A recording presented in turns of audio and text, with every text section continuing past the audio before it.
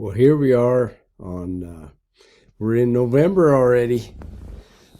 Class doesn't have much more to go, but anyway, let me go through this and give you some explanations, just short ones, so that you understand what I'd like you to do for this week. I'm just going to have you provide your own balance sheet in a business-like format for the first part of it. And then I've got a regular business that you can analyze the business's financial statements. Financial statements would be the income statement, the balance sheet, and those are the two main ones that we'll be using and analyzing.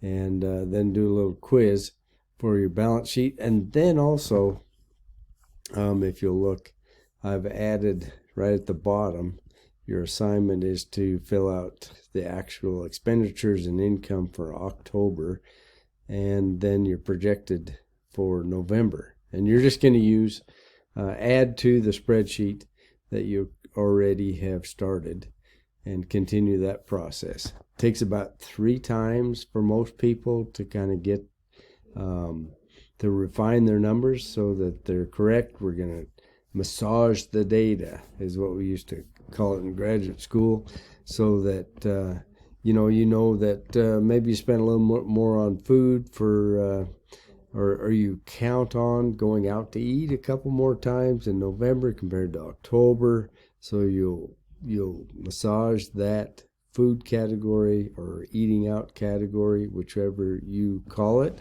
and you can change things if they didn't come out quite right.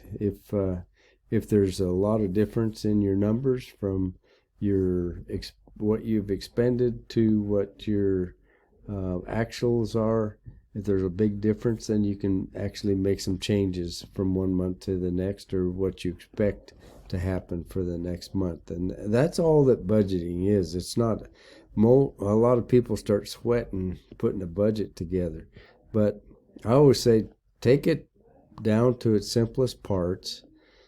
Use historical data, possibly from the last year or the last month, and just get going on it.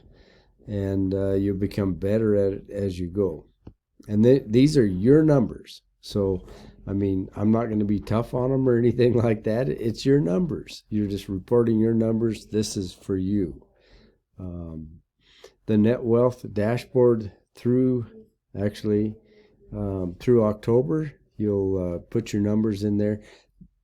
Now, we're calling it a little bit different. We call it, this is your net wealth. All you have to do for your balance sheet in the above assignment is put these numbers in the business-like balance sheet.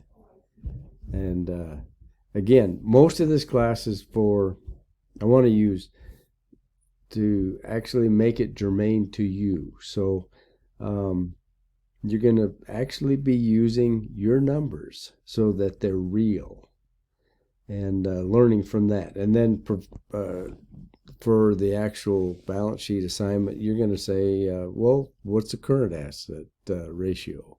What's the current ratio, and some of the other ratios that we have put for you in to calculate in there, and see where you stand. If you're a business, which you can run your personal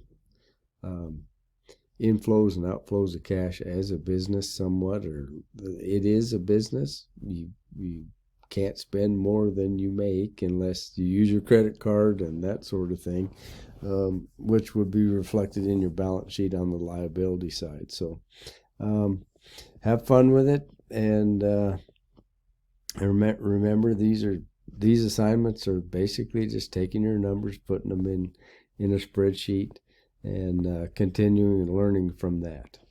So if you have any questions, give me a holler. I'd love to visit.